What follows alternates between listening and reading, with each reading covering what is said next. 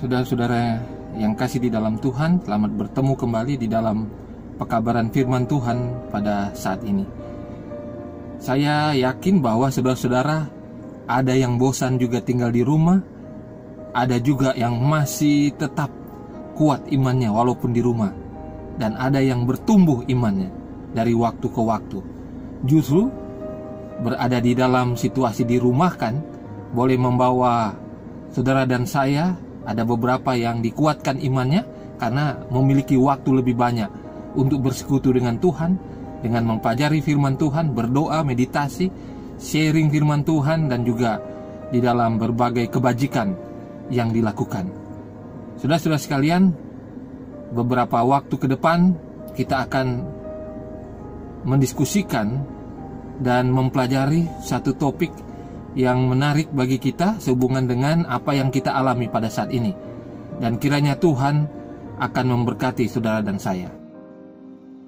Saudara-saudara sekalian, kita sebagai umat-umat Tuhan di dalam menyikapi keadaan sekarang ini harus kita sikapi dengan positif. Kalau kita menyikapinya dengan negatif, maka kita akan termakan oleh aura negatif yang kita munculkan dalam kehidupan kita. Oleh karena itu, segala sesuatu harus kita antisipasi dengan positif, agar kita punya aura positif, kekebalan di dalam tubuh kita, bahkan kehidupan kerohanian kita dan iman kita benar-benar akan dikuatkan selalu. Ketika saya mendengarkan berita yang ada di online, berita-berita di online, saya kaget juga mendapatkan berita seperti ini. Dikatakan Siti Fadila, mantan Menteri Kesehatan Republik Indonesia, dia katakan demikian: hati-hati dengan vaksin corona buatan Bill Gates. Kita tahu bahwa Siti Fadila adalah mantan Menteri Kesehatan Republik Indonesia.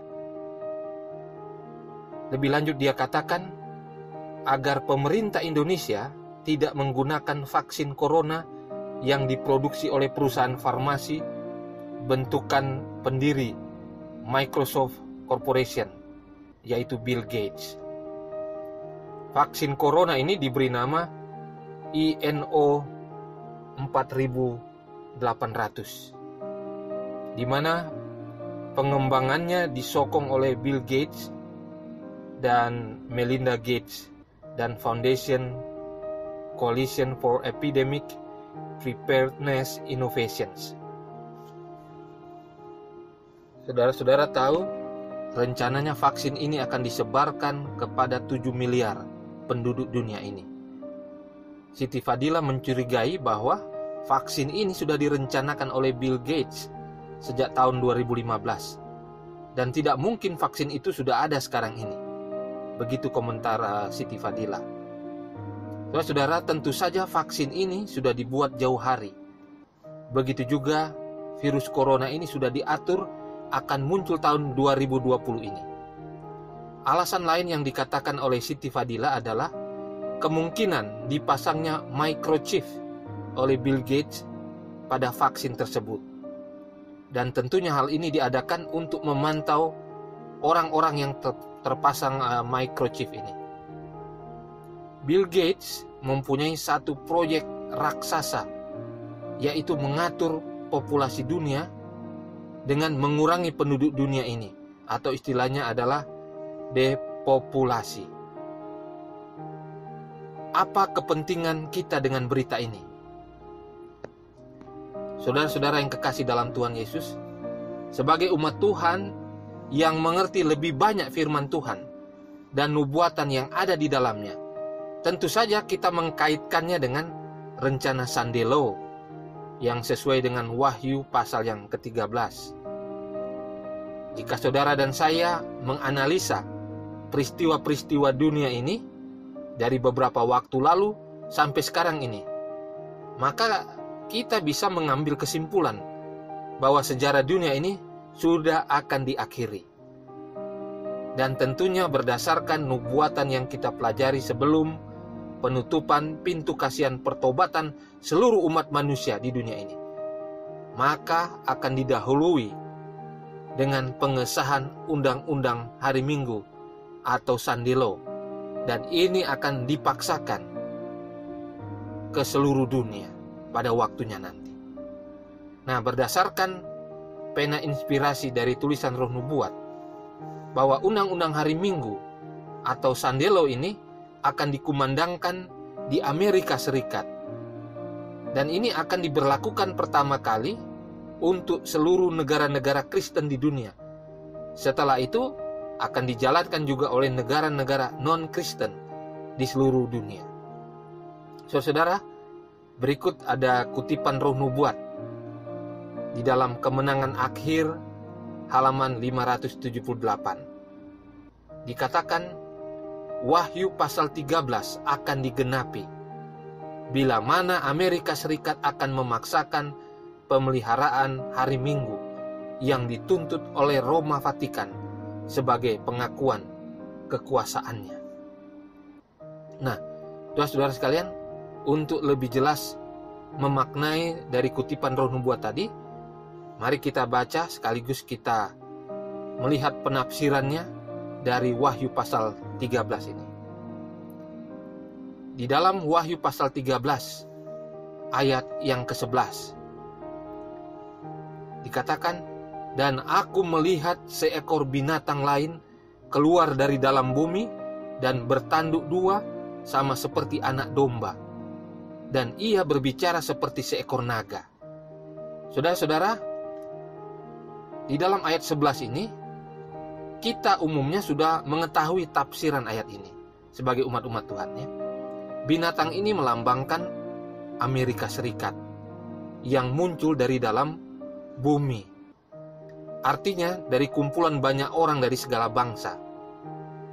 Bertanduk dua artinya kekuatan negara ini adalah dalam protestanisme dan republik atau kekuatan kebebasan agama dan sipil.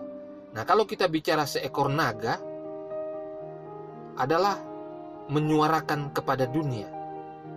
Jadi suara dari Amerika Serikat ini seperti naga. Semua negara akan tunduk mengakui kekuasaannya seperti naga yang berkuasa kepada semua binatang di bumi. Itulah Amerika Serikat. Dan binatang ini seperti anak domba. Kalau anak domba, dianya penurut. Dia diam-diam saja. Itulah awalnya Amerika Serikat. Tetapi kalau dia bersuara, dia akan bersuara seperti naga. Artinya akan diikuti dan ditakuti oleh dunia. Di dalam Wahyu 13 ayat 12 selanjutnya dikatakan, dan seluruh kuasa binatang yang pertama itu dijalankannya di depan matanya. Ia menyebabkan seluruh bumi dan semua penghuninya menyembah binatang pertama yang luka parahnya telah sembuh. Nah, saudara, penafsirannya, binatang yang pertama dalam Wahyu pasal 13 ayat 1-10 itu menyebutkan tindakan yang dilakukan olehnya, dan dalam penafsirannya adalah Roma Kepausan. Jadi Amerika Serikat di sini akan menjalankan kuasa dari kepausan itu. Dan melalui Amerika Serikat ini, seluruh dunia akan dituntun untuk menyembah Roma Kepausan yang luka parahnya telah sembuh. Nah, saudara-saudara, tahun 1798 Paus ditangkap oleh Napoleon dan dipenjarakan sampai meninggal. Ini yang dimaksud dengan luka parah dari binatang yang pertama itu. Namun tahun 1929 Vatikan atau Roma Kepausan disahkan menjadi negara. Negara Vatikan ini berada di dalam negara Italia, Roma. Jadi negara di dalam negara. Dan Vatikan ini berdiri di tempat yang luas wilayahnya 44 hektar. Inilah yang dikatakan luka parahnya sembuh. Jadi 1929 luka parah binatang itu sembuh. Kepausan muncul menjadi negara yang disahkan. Kemudian kalau kita lihat Wahyu 13 ayat 13. Dikatakan, dan ia mengadakan tanda-tanda yang dahsyat. Bahkan ia menurunkan api dari langit ke bumi di depan mata semua orang. Kemudian ayat 14, ia menyesatkan mereka yang diam di bumi dengan tanda-tanda yang telah diberikan kepadanya untuk dilakukannya di depan mata binatang itu.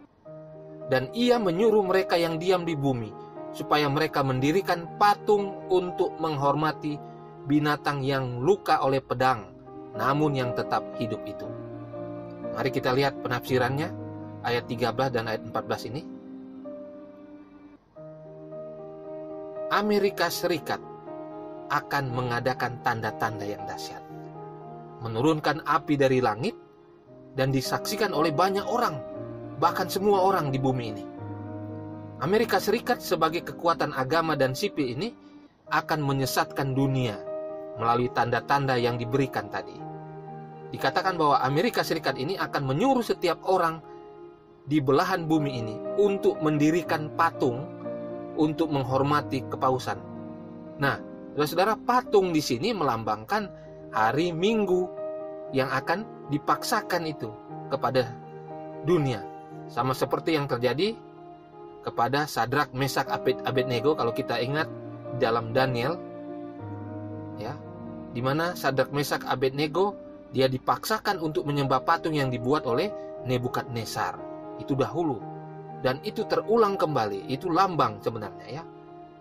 Jadi melalui Amerika Serikat ini, maka hari Minggu itu akan dipaksakan untuk disembah, dituruti oleh seluruh dunia.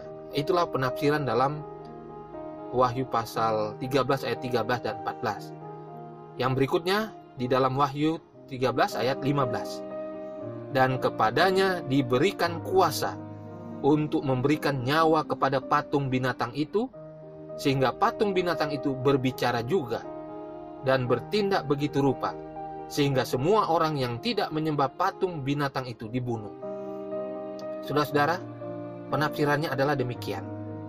Amerika Serikat diberikan kuasa, tentunya kuasa oleh binatang pertama, yaitu kepausan, untuk membuat hari Minggu sebagai penyembahan oleh seluruh manusia di dunia ini. Bahkan kepada mereka yang tidak menyembah akan dibunuh, sebagaimana yang terjadi dengan ketiga orang Ibrani tadi. Tidak menyembah patung Nebukadnezar, mereka dilemparkan ke dapur api yang sangat panas pada saat itu. Begitulah Amerika diberikan kuasa oleh kepausan untuk membuat hari Minggu sebagai hari yang harus dipatuhi penyembahan kepada patung binatang. Hari Minggu harus dilakukan oleh seluruh umat manusia di muka bumi ini. Barang siapa katanya yang tidak melakukan akan dibunuh. Itu penafsiran dari Wahyu 13 ayat 15. Kemudian yang berikutnya Wahyu 13 ayat 16 dan 17. Wahyu 13 ayat 16, dan ia menyebabkan sehingga kepada semua orang, kecil atau besar, kaya atau miskin, merdeka atau hamba, diberi tanda pada tangan kanannya atau pada dahinya. Dan tidak seorang pun, ayat 17, dan tidak seorang pun yang dapat membeli atau menjual selain daripada mereka yang memakai tanda itu, yaitu nama binatang itu atau bilangan namanya. Saudara-saudara, ayat 16 dan 17 penafsirannya demikian. Amerika Serikat sebagai kekuatan besar di dunia ini akan melakukan tindakan untuk membuat manusia di seluruh dunia dengan berbagai latar belakang dan status, agar semua orang ini mengikuti aturan atau undang-undang yang dibuat untuk dilaksanakan oleh seluruh dunia. Dalam hal ini, di dalam hal menjual dan membeli.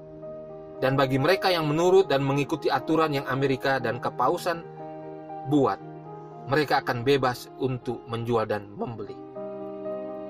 Saudara-saudara, penafsiran dalam tanda pada tangan kanannya atau pada dahinya adalah bahwa tindakan penurutan kepada undang-undang hari Minggu dengan beribadah pada hari Minggu dan mengakui penyembahan dalam melaksanakan undang-undang hari Minggu dan turut serta dalam semua rencana Amerika Serikat dan kepausan di dunia ini itu artinya mengikuti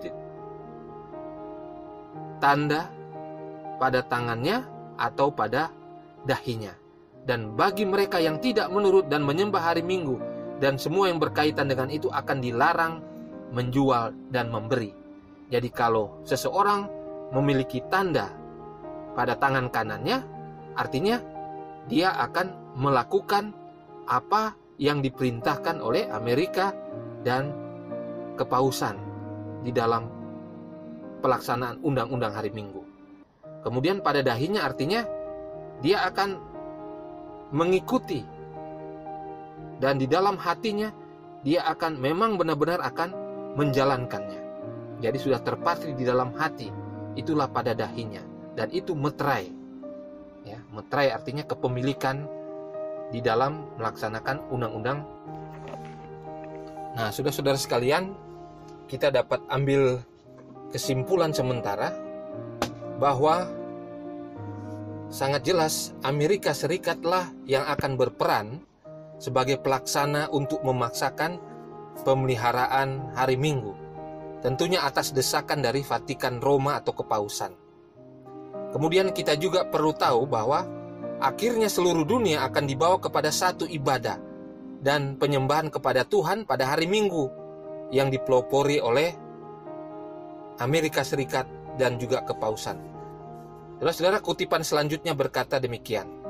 Di dalam Testimonies for the Church, jilid 6, halaman 18. Dikatakan, begitu Amerika Serikat akan bersatu dengan kepausan dalam menekan hati nurani dan memaksakan manusia untuk menghormati Sabat palsu, maka rakyat setiap negara di dunia ini akan dituntun untuk mengikuti contohnya.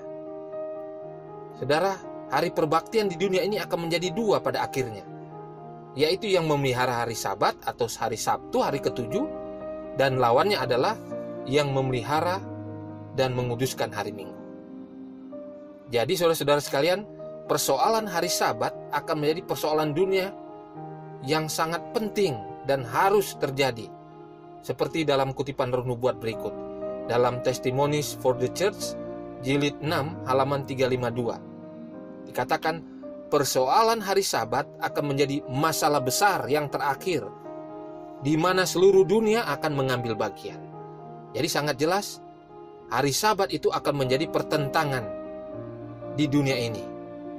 Dan manusia di dunia ini akan memilih hari Sabat hari ketujuh atau hari Sabat hari Minggu. Saudara-saudara sekalian, sekarang kita coba untuk merenungkan kembali, apakah saudara saat ini merasa yakin bahwa dunia ini sementara menuju kepada puncak penggoncangan. Puncak penggoncangan yaitu akan disahkannya Undang-Undang Hari Minggu Nasional yang akan disahkan di Amerika Serikat. Saudara-saudara, mari kita banyak berdoa dalam hati agar kita boleh siap untuk mengerti pekabaran selanjutnya ini. Nah, saudara-saudara, mari kita buka Alkitab kita di dalam 1 Yohanes 4 ayat 18. Mari kita baca 1 Yohanes 4 ayat 18. Di dalam kasih tidak ada ketakutan.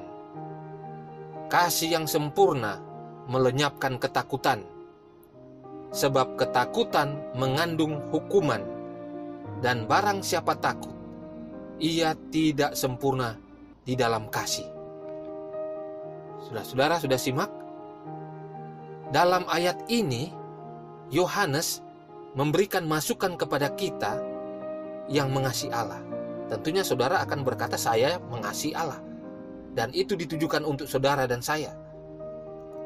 Kasih di sini menggunakan kata Greka, yaitu agape, yang merupakan kasih Allah yang penuh dengan pengorbanan dan tidak mementingkan diri.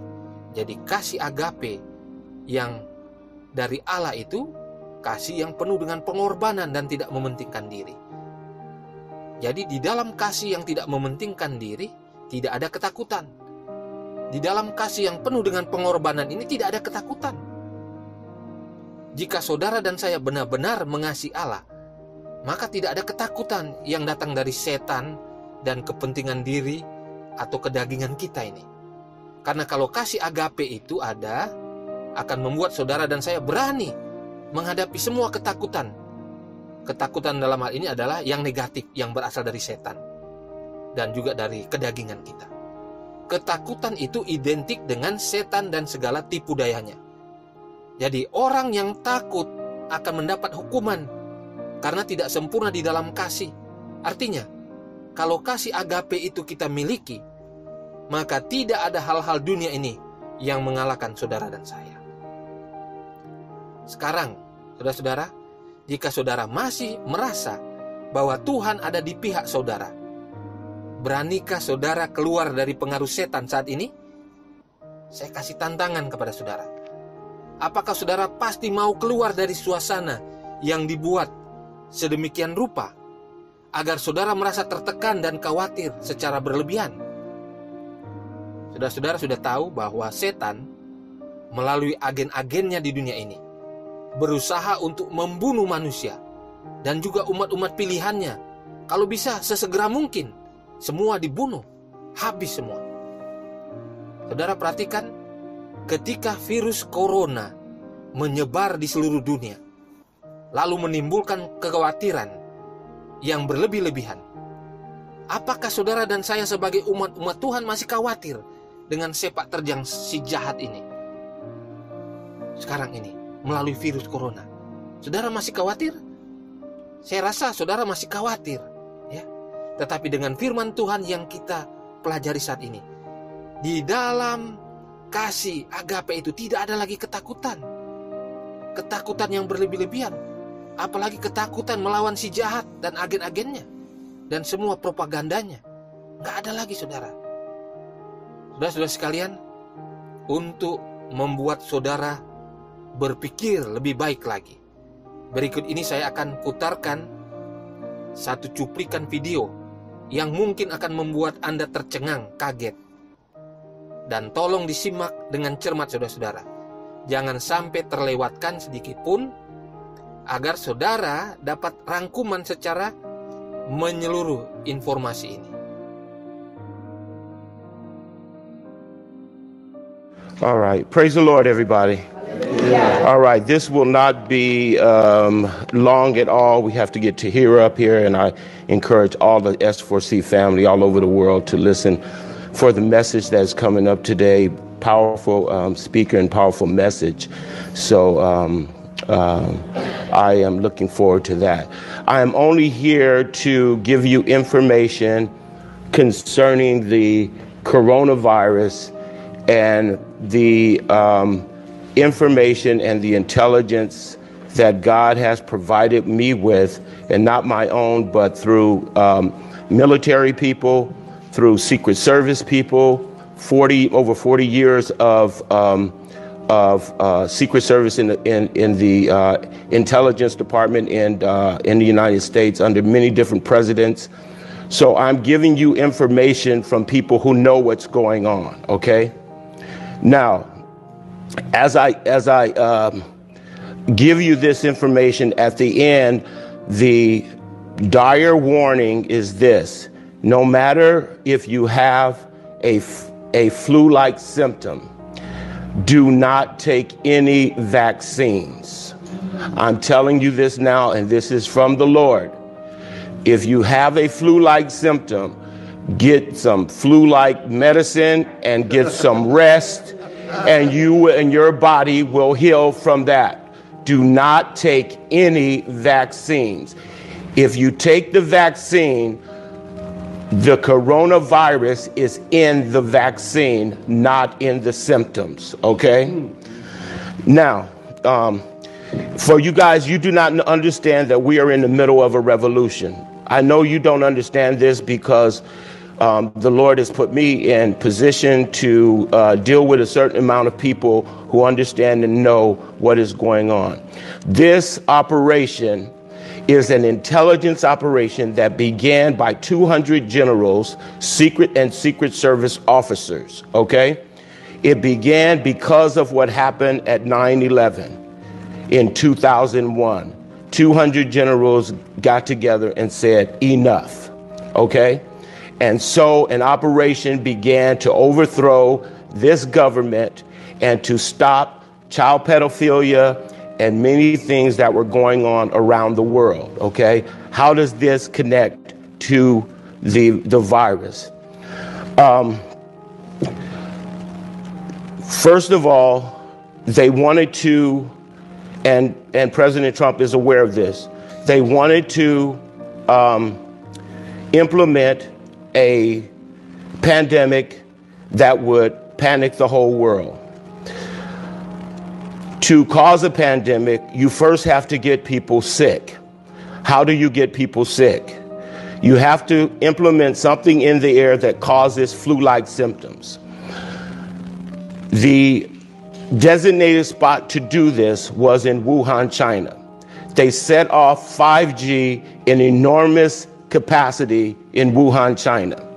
This caused the people of the area to get flu-like symptoms.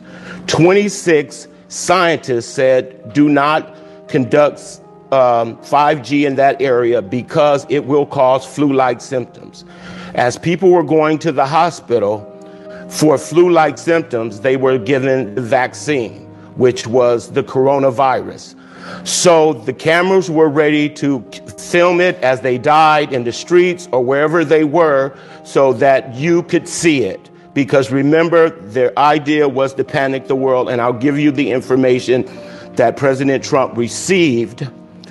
So that's why he didn't go on with some of the things that they wanted him to do, okay? So as the 5G caused these flu-like symptoms in Wuhan, China, they went to the hospitals for the flu and were giving the vaccine, which was the coronavirus. Okay. So as you see, it started moving out throughout the world, but it was going slow in their process because they had already had a plan. And I'll read you the plan in a second. But recently, there were 600 people that were arrested that worked with a corrupt government called the Deep State. They were all arrested, 600 people. Because of those arrests, they felt that Donald Trump was going too far as getting rid of the Deep State. So they decided they were going to increase the speed of what was going on. So you see, all of a sudden, it was here, it was a little there. Then all of a sudden, everything's got to shut down, right? Because of this 600 arrests, okay, of very corrupt people. So after the arrest, the process was increased to speed to the United States. Trump was aware of this plan of 1 through 10, and I'll read you plan 1 through 10. The plan by these people who set forth the virus was hospitals to get overwhelmed in a matter of 2 weeks. This is what the information he received. People will panic and make store runs. Sporadic looting will incur. Stock markets will plummet and tank. People, non-patriots will not listen to the president, but rather politicians saying that it is the president's fault will be pushed through the media. This will cause number 3 to increase, which is the sporadic looting. And also number 1 to increase, which means they will continue testing people and the numbers of people with the virus will increase. Not increase, but they will be said that you have the virus. It says in 8, first responders will be overwhelmed. Death rate will climb, not a lot, but enough to repeat numbers 2 and 3 and 1. So this is their plan that President Trump got a hold of through a military Secret Service officer. Another round test, it says another round tests are conducted, and then this process will continue to increase until there's panic throughout the whole world. So their whole thing is to panic, and they wanted Donald Trump to test everybody, and they were going to bring FEMA in and test everybody, right? So, and by them testing, they would say, oh, all these people have it, right? And that would cause more panic. Donald Trump said, no, we're not going to have testing. If you feel you need testing, you can go here or there, because he said he wanted it to be monitored because he knew what they were trying to do. They were trying to line people up, get them tested, and the people working for FEMA, which came into action under Obama and Hillary, would have said, oh, enormous of people now have the virus, and so therefore we have to bring in the vaccine. And this would have caused death. So Trump, in his smart, because he's not in this alone. Remember, there's 200 people that are behind him. Said, no, we will not get people tested. You can get tested because he knows the symptoms is not the disease. Okay, the vaccine is the disease. Okay, so to push this, they pushed it through the media, and if you notice, 24 celebrities have gotten the virus, who say they came forth and they have the virus. They don't have the virus, okay? They're doing this to push you to go out and get tested so you will get the vaccine. So they're using the celebrities to get the public to be aware and to begin the process. So they're using the media to set you up, okay? Tom Hanks does not have the coronavirus. Shaquille O'Neal does not have the coronavirus, okay? But the media, which is owned by the Illuminati, is using this to make sure that you go out and get tested, and then to make sure that. Nah, saudara-saudara sekalian, saudara sudah dengar, sudah melihat, dan menyimak sama-sama video tadi. Saya yakin dan pasti dengan keterangan yang sangat penting yang kita sudah saksikan tadi. Bagi saudara dan saya sebagai umat-umat Tuhan sekarang, bagaimana tanggapan saudara? Secara pribadi saya yakin semua informasi yang dinyatakan, karena ada hal-hal yang harus ditutupi, karena itu rahasia saudara. Tidak sembarang orang boleh mengetahui.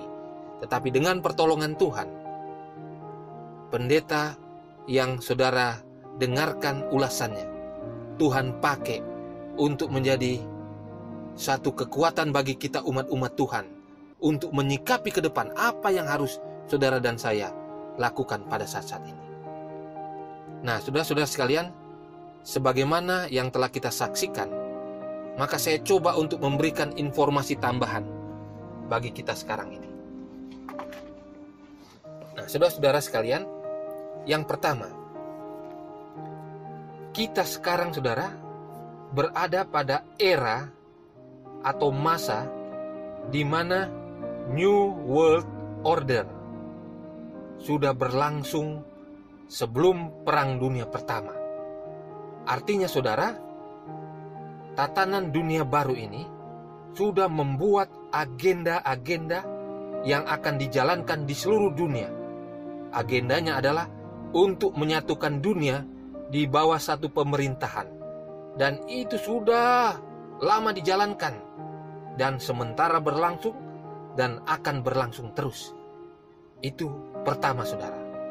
Yang kedua saudara perlu tahu sekarang ini bahwa semua himpunan atau kelompok-kelompok rahasia yang menjadi pendukung New World Order atau tatanan dunia baru sedang bekerja keras untuk tujuan ini. Nah, kelompok-kelompok rahasia di dunia ini yang dimaksud antara lain ada Illuminati, ada Freemason, dan lain-lain.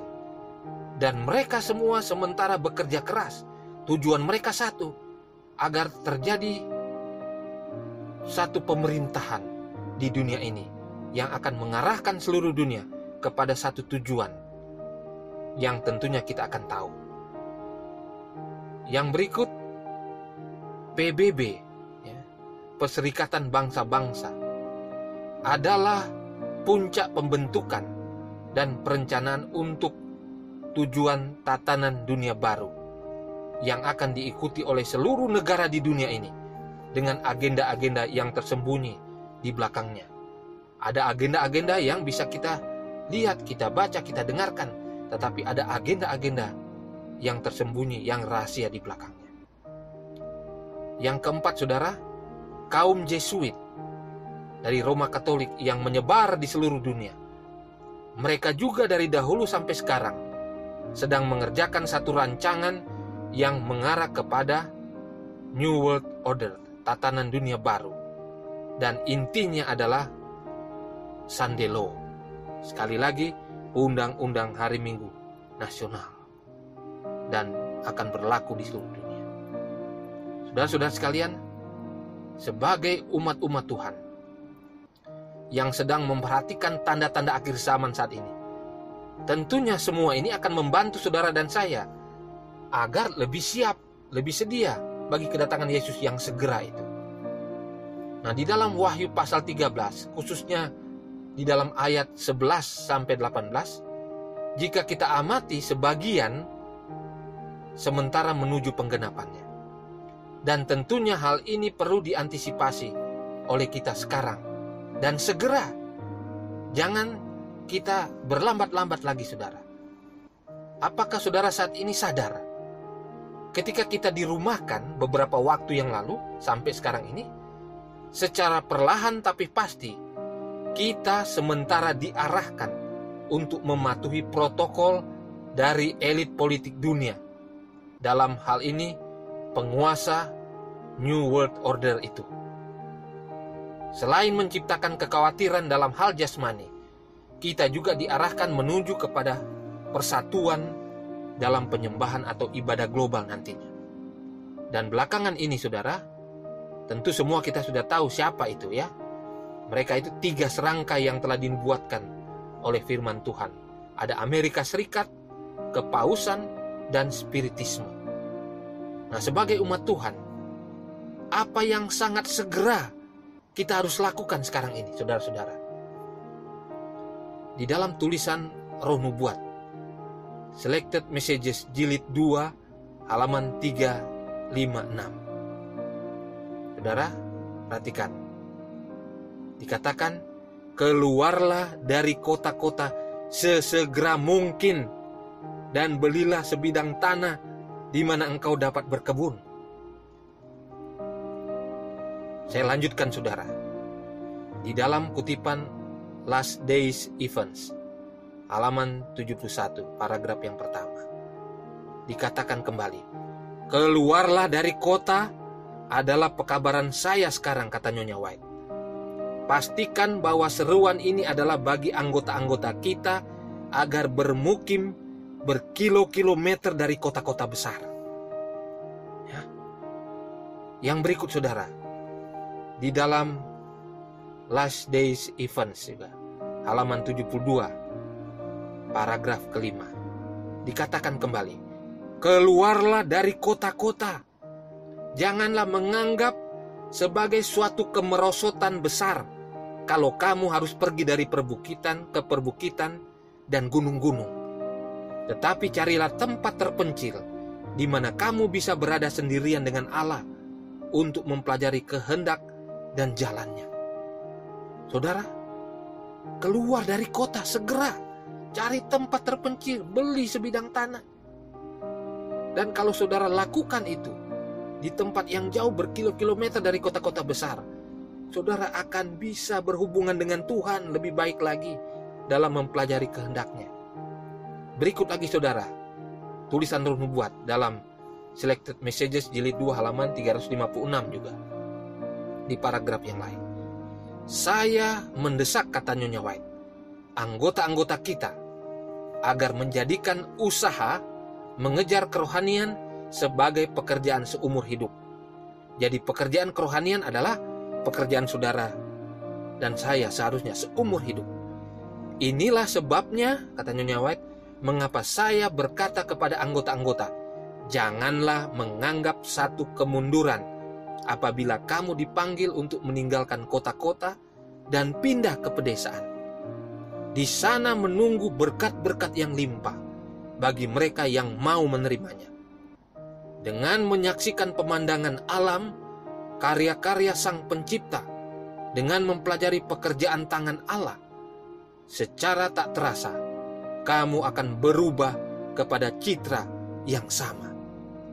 Saudara-saudara, perhatikan bahwa tujuan kita yang utama adalah untuk menjadikan kehidupan kita menjadi serupa dengan Allah di dalam citranya. Dan kalau saudara pergi ke tempat-tempat terpencil, ke pegunungan, desa-desa, berkilo-kilometer dari kota besar, saudara memiliki waktu lebih baik, lebih banyak bersama Tuhan, mempelajari kehendaknya, dan citra saudara akan semakin hari semakin menyerupai citra Tuhan.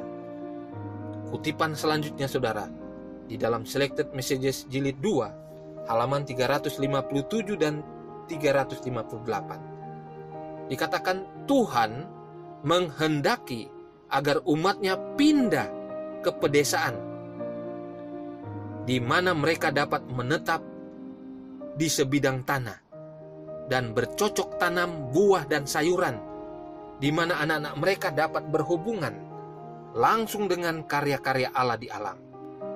Bawalah keluargamu jauh dari kota-kota. Inilah pekabaran saya. Saudara, inilah pekabaran Nyonya White. Saudara diminta agar segera untuk mencari tempat sebidang tanah, bercocok tanam, tanam buah, sayuran. Dan untuk anak-anak kita, mereka dapat berhubungan langsung dengan Allah, melihat karya-karya di alam. Dikatakan bawa keluarga kita ke sana, saudara. Cari agar kita tidak terlambat di dalam kehidupan kita saat-saat ini. Itulah pekabaran yang segera yang saudara harus lakukan saat-saat ini. Karena kita sudah tahu waktunya sudah sangat singkat, saudara. Saudara-saudara sekalian dalam Yesus Kristus, demikianlah saudara apa yang dikatakan firman Tuhan dan Roh Nubuat. Sekarang saudara, sudah siapkah saudara menyambut Yesus di tempat-tempat terpencil? Atau saudara justru masih merasa perlu tinggal di kota dan saudara menyambut Yesus Kristus di sana pada saatnya? Kalau saudara ingin segera memiliki karakter Kristus, anjuran saya dan juga Roh Nubuat, segeralah dilaksanakan. Cari tempat-tempat terpencil di luar kota besar sekarang ini, saudara. Lalu saudara akan memiliki hubungan dengan Yesus lebih erat di sana, di pedesaan, di tempat-tempat di mana saudara akan memiliki kesehatan jasmani, mental, rohani yang terpelihara utuh di sana, saudara, dibandingkan dengan kota. Dikatakan di kota 10 kali lebih keras kita membentuk karakter Kristus itu dibandingkan di tempat-tempat terpencil atau di pedesaan.